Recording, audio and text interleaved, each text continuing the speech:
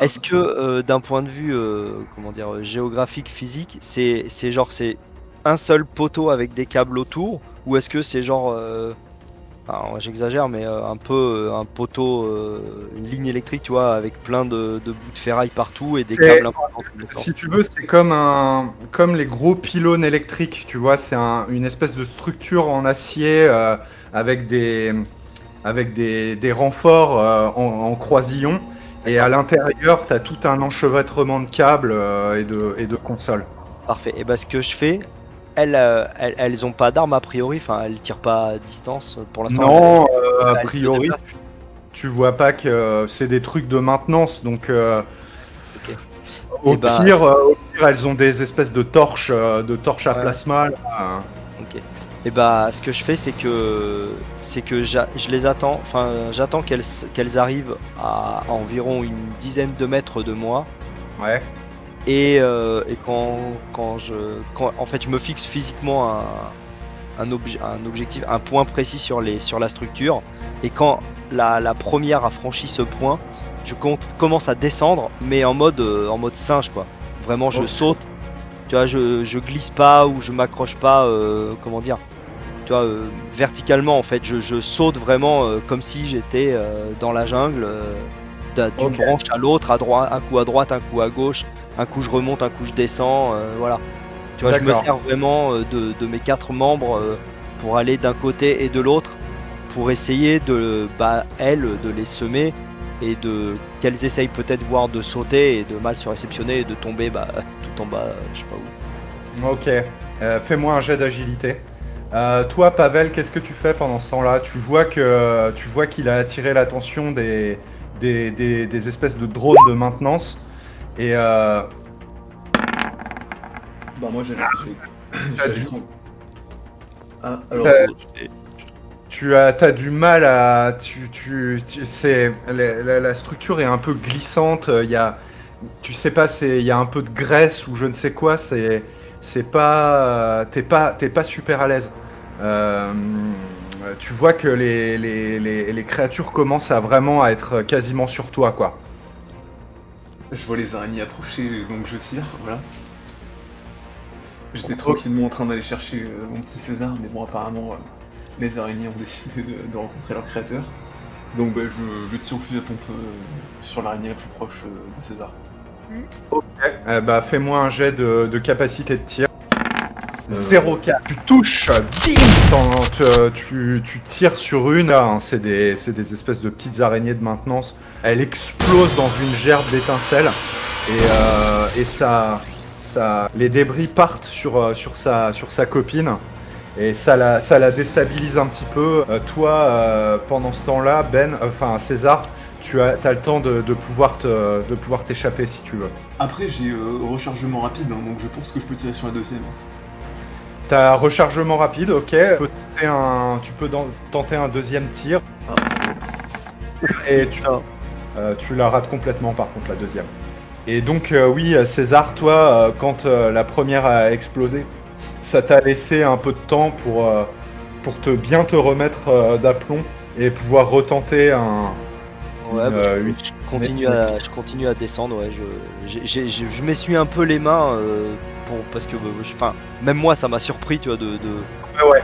de louper des prises comme ça m'a un peu perturbé, ça m'a un peu surpris moi-même, et du coup, je m'essuie quand même les mains Bah sur ouais, tu sais, mon ces geste normal. espèces d'appareils de maintenance de petites araignées là, elles recrachent des fluides un peu partout, ça rend les surfaces.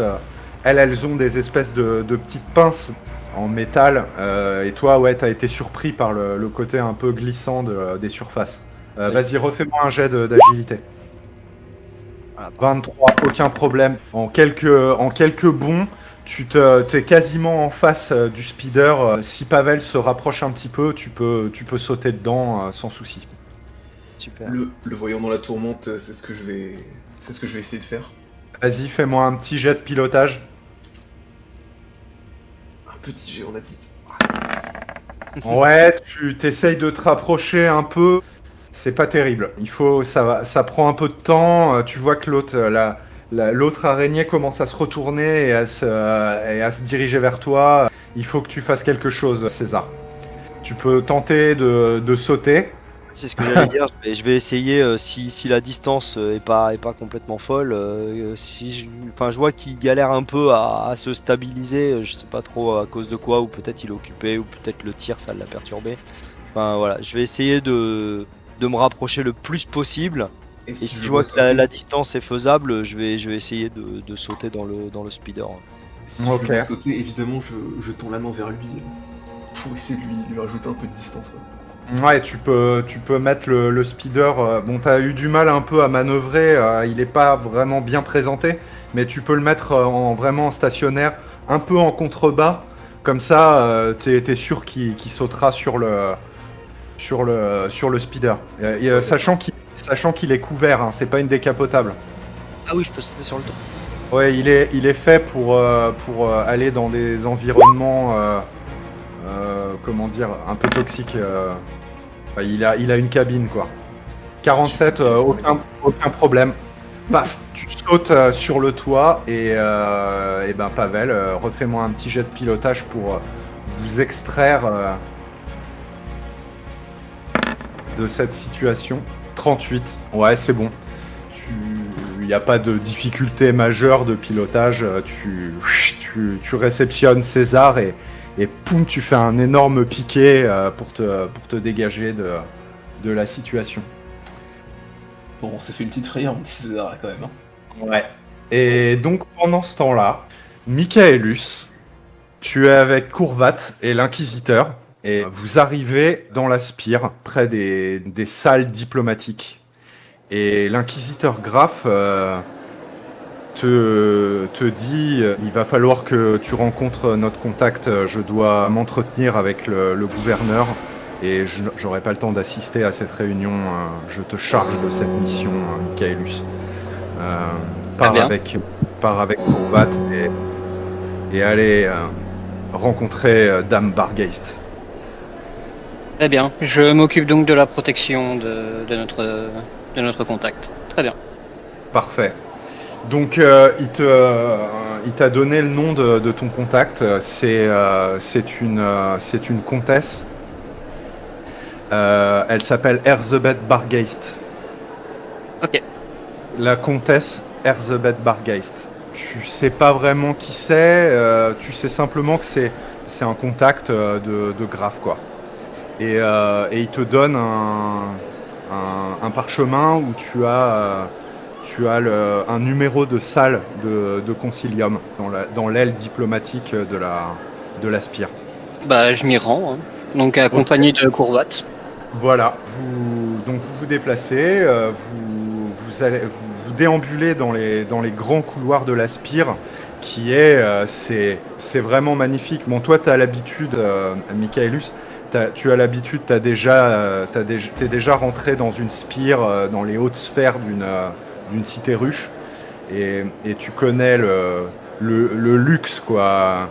Et là, c'est vraiment le cas. Il y a une esthétique un peu victorienne. On n'est pas dans le côté vraiment gothique que toi, tu as plus l'habitude de voir. Là, on est dans quelque chose d'un peu plus chaleureux, en quelque sorte. C'est moins austère, c'est moins sombre. Il y a beaucoup plus de lumière. C'est vraiment...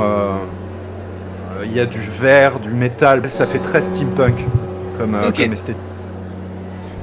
Et donc, tu déambules et vous arrivez devant une espèce de secrétariat, un petit serviteur comme ça qui vous regarde. Et bonjour, messieurs, que puis-je pour vous? Bonjour, nous sommes là pour voir la comtesse Bargeist.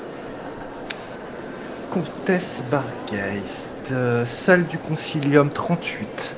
Prenez tout de suite à droite et sur 200 mètres, vous arriverez à votre destination. Je vous remercie. Je vérifie quand même, ça correspond à la salle que m'a donnée l'Inquisiteur? C'est ça, c'est bien ça, c'est la salle 38. Bah, je suis les indications du type. Donc tu y vas, vous y allez tous les deux avec Courvat, et vous arrivez devant la salle 38. La porte s'ouvre. Vous voyez une espèce de beau bureau lambrissé et tout ça, et il y a une fenêtre qui donne sur l'extérieur de la ruche, quoi. Enfin, vous voyez le paysage, euh, et vous voyez une silhouette, une grande femme. Elle est immense. Elle fait presque 2 mètres.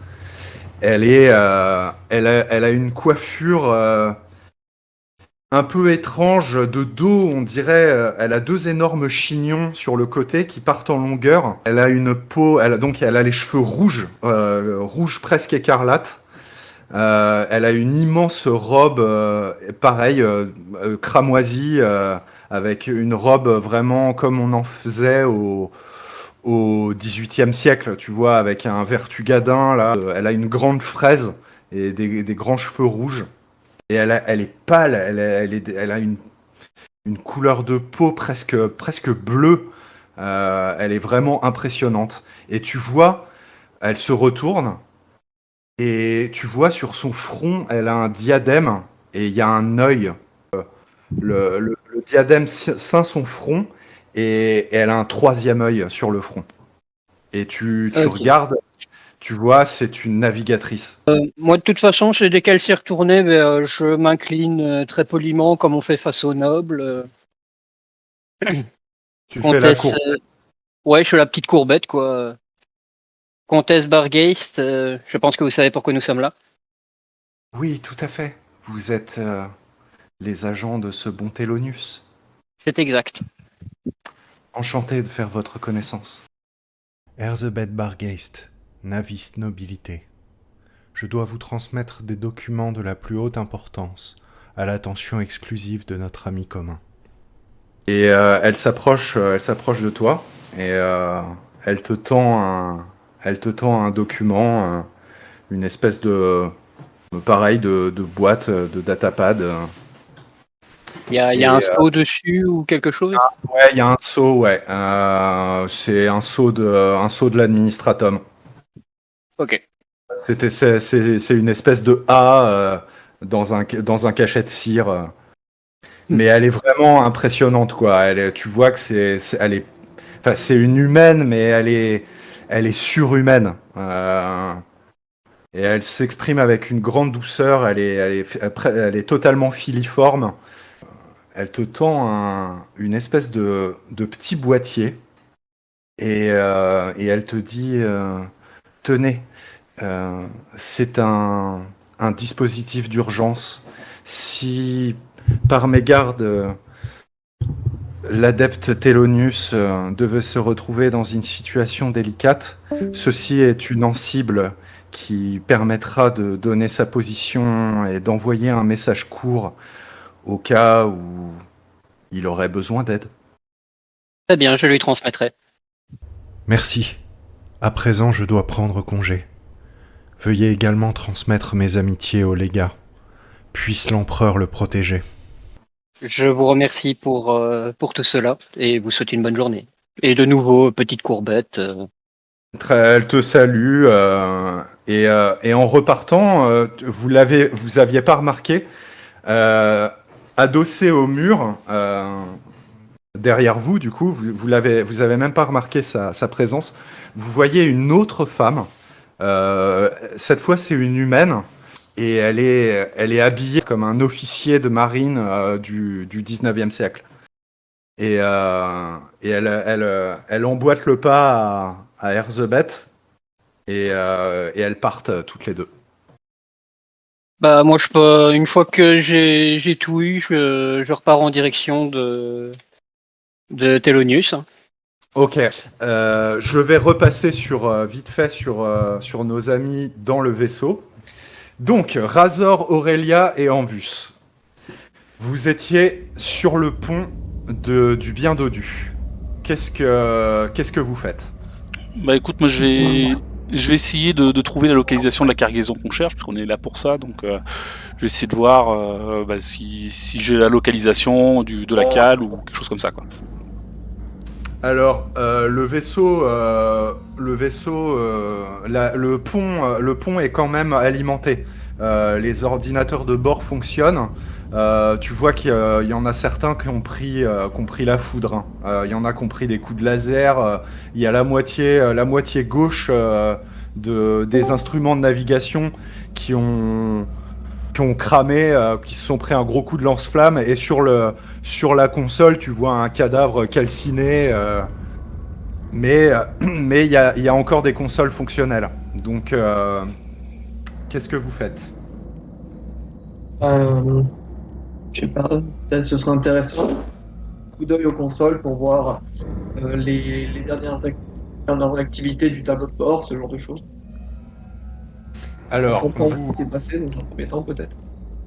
Et peut-être localiser un peu plus précisément notre artefact. Parce que j'imagine que c'est quelque chose qui doit, je sais pas, prendre de l'énergie, qui doit avoir une signature, X, Y, je sais pas.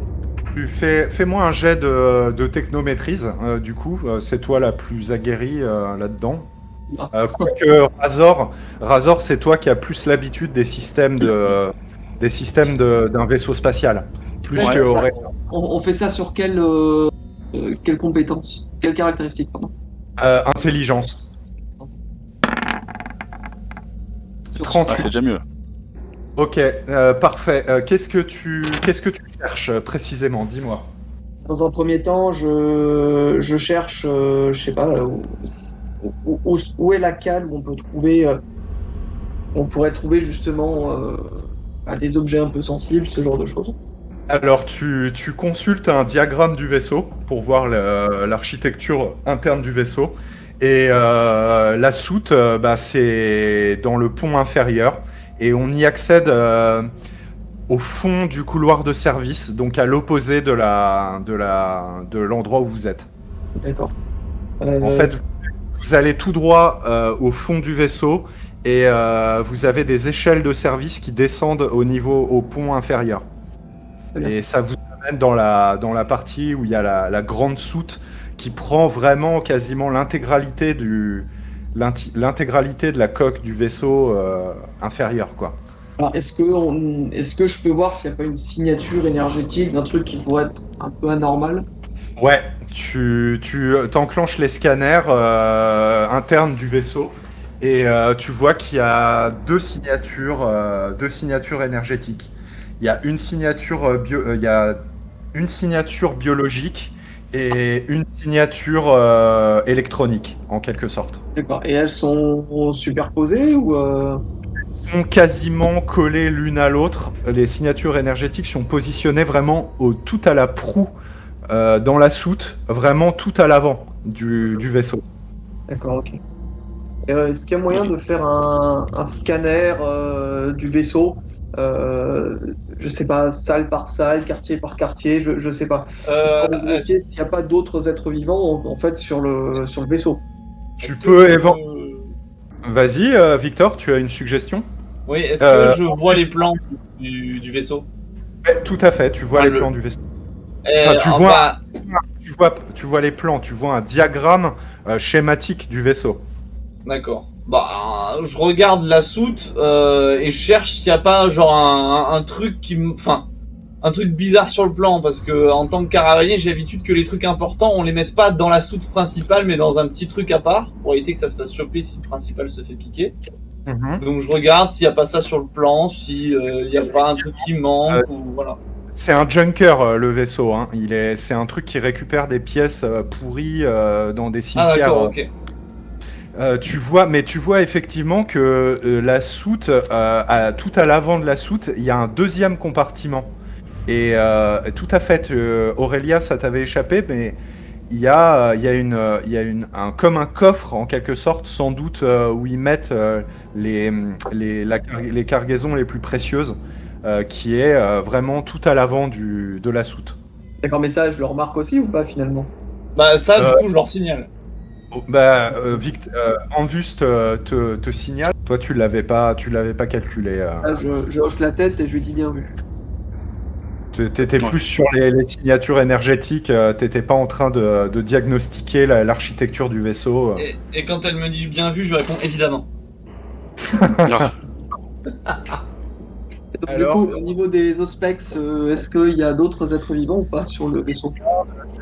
tu fais une revue générale du truc, ça vous prend quand même quelques minutes, et il n'y a absolument plus rien en vie sur ce vaisseau.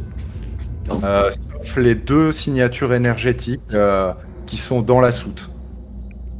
Ok. Ok, donc.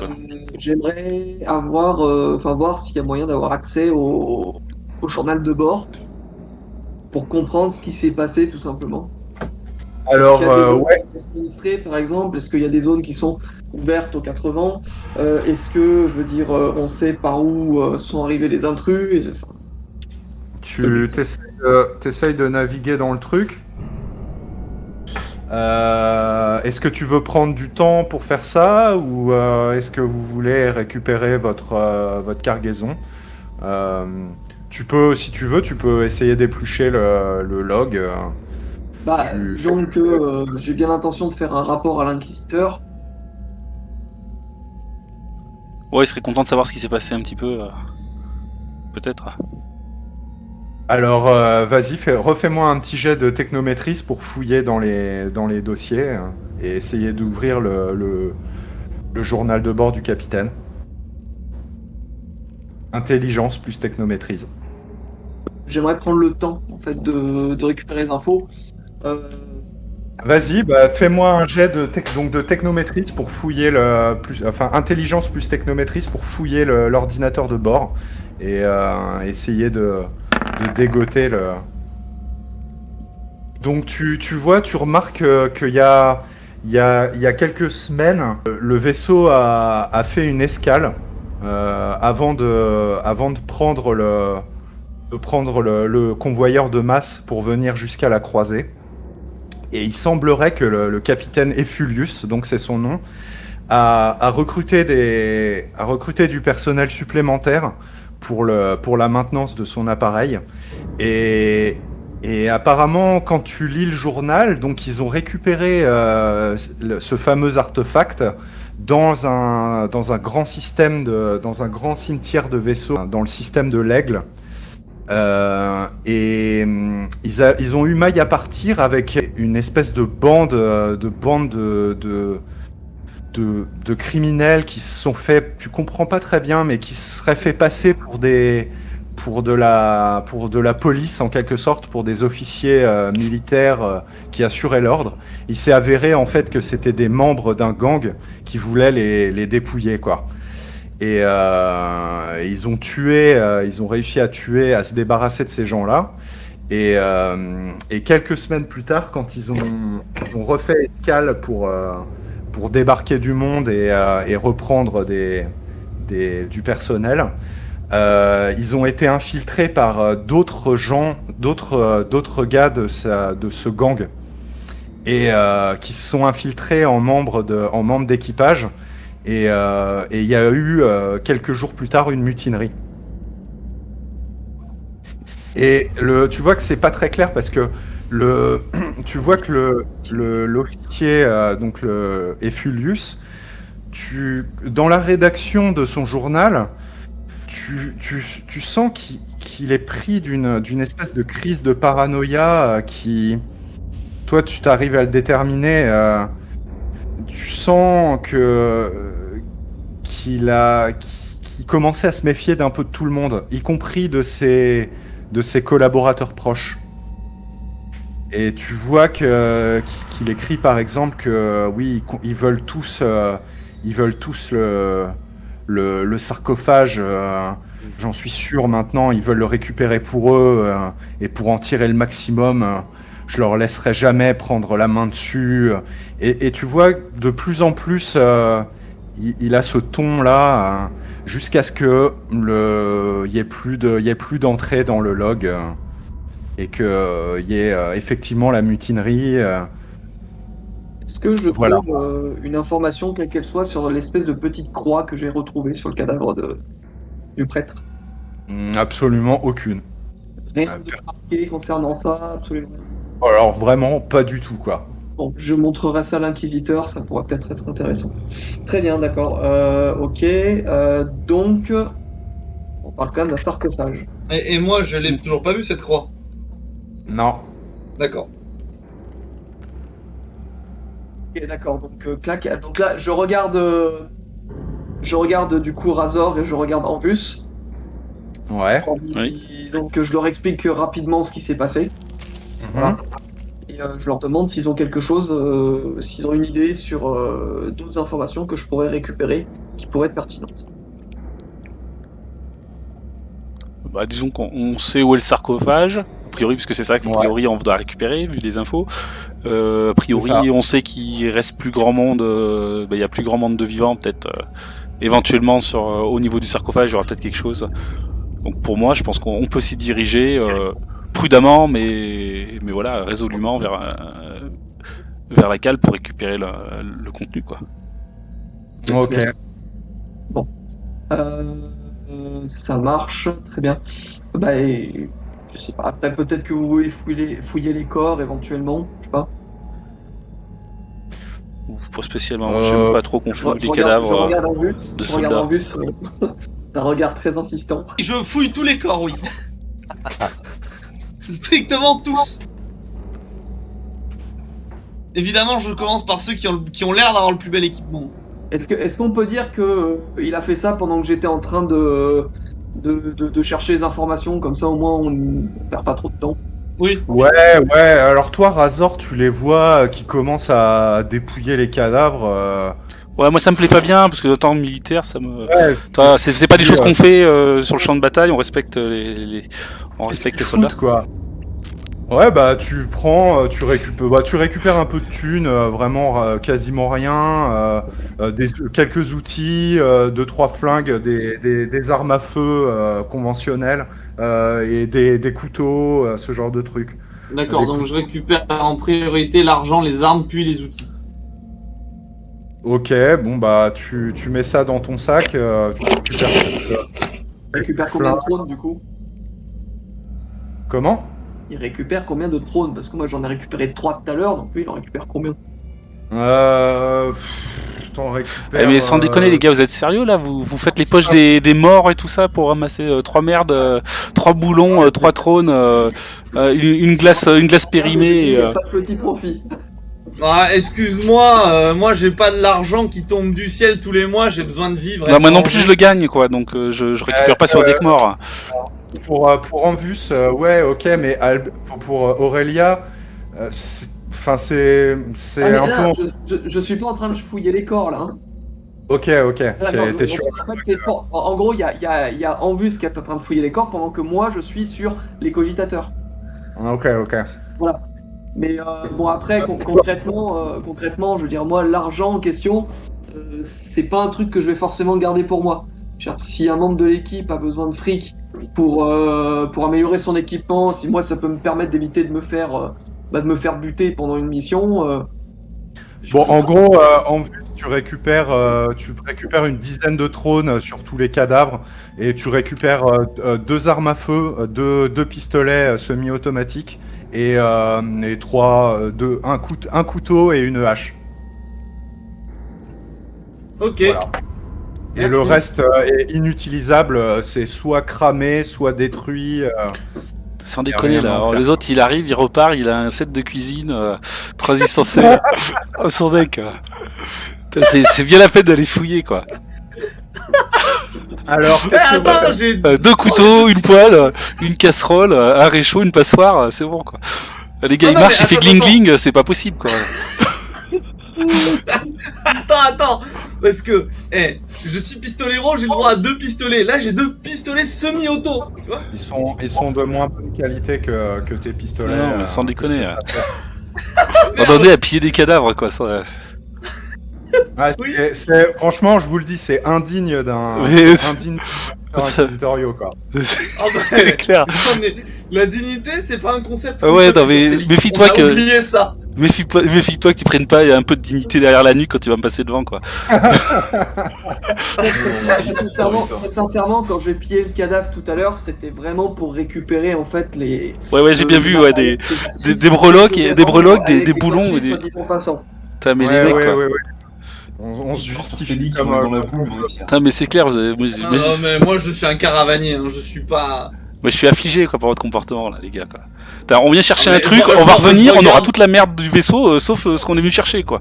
Je Parce qu'il y aura regarde plus de place pour Razor, l'emmener quoi. je regarde Razor et je lui dis bon qu'est-ce qu'il y a, t'es pas content, j'ai trouvé là où il cache l'artefact et parce que je ramène un couteau et une hache, tu marronnes. Bon allez, en avant. Oui, en avant, oui. Jette-moi toute cette quincaillerie quoi. Vous sortez. Donc toi, Aurélia, tu as enregistré le log sur ton propre datapad. Comme Moi, je regarde en vue et je lui dis, bah écoute, c'est peut-être parce qu'il a pas eu sa part, du coup il est content. Et vous Bon, vous dirigez vers la soute. Ok, très bien. Déambuler dans les coursives, bon bah il y a personne. Hein, vous arrivez jusqu'à l'escalier de service. Vous descendez. Je garde quand même mes armes dégainées. Hein. Ouais. Bah de toute façon, n'oubliez pas que vous avez le cerveau-crâne qui peut partir en avant éventuellement pour scanner devant vous. Hein. Ça sert à ça en général. Ouais, de toute façon, si, on va quand même y aller avec prudence. Hein. Si, non, il y avait... Ah putain, j'avais complètement zappé. Je voulais juste savoir s'il y a moyen de déverrouiller les portes ou ce genre de truc depuis le cogitateur. Ouais, c'est un truc qui aurait pu être fait, mais vous voyez que... Quand vous descendez, vous voyez que toutes ces portes-là sont ouvertes. Les portes qui mènent à l'escalier de service et vous voyez que la soute aussi est ouverte. Ah, carrément. Bon, d'accord. Ouais. Bon, bah, soit. Donc vous descendez, c'est toujours plongé dans le noir, et vous arrivez à la porte de la soute principale, qui est entrouverte aussi. Vous voyez qu'elle s'est pris il y a eu des coups de hache, des coups de laser qui ont été tirés. Et faites-moi un jet de perception, tous les trois. Enfin, qui est-ce qui part en avant là? Bah, c'est toujours moi de toute façon qui vais rester devant. Et Tant c'est que moi je suis pas sûr qu'il y ait rien dans le vaisseau, je vais rester devant. 39. 39. Quand t'es... 18. Ok. Razor et Anvus, vous regardez par la porte et vous voyez tout au fond, la porte du coffre est ouverte. Et vous voyez que, en fait, de là où vous êtes, vous voyez le sarcophage, et vous voyez qu'au pied du sarcophage, vous voyez qu'il y a une silhouette adossée au sarcophage. Là j'ose le Ouais. ton et je gueule, y'a quelqu'un! Ouais, vous êtes quand même à 50 mètres, hein. Il faut traverser tout le hangar, mais vous voyez ça de loin, et vous voyez que la lumière, il y a une espèce de puits de lumière qui projette une lumière sur le dessus, et vous voyez le sarcophage qui a l'air Elle est quelle couleur la lumière? Elle est blanche, c'est une lumière de vaisseau, une lumière interne du vaisseau qui éclaire l'espèce de salle de coffre au fond. Qu'est-ce que vous faites? Donc Vous avancez. il a appelé, personne n'a réagi quoi. Il gueule et vous voyez 2 tirs de laser qui se dirigent dans votre direction et qui tapent dans les panneaux de la porte. Ça Alors j'en vous dis tout rate. de suite à couvert et je pousse Aurélia qui est derrière moi, je la pousse.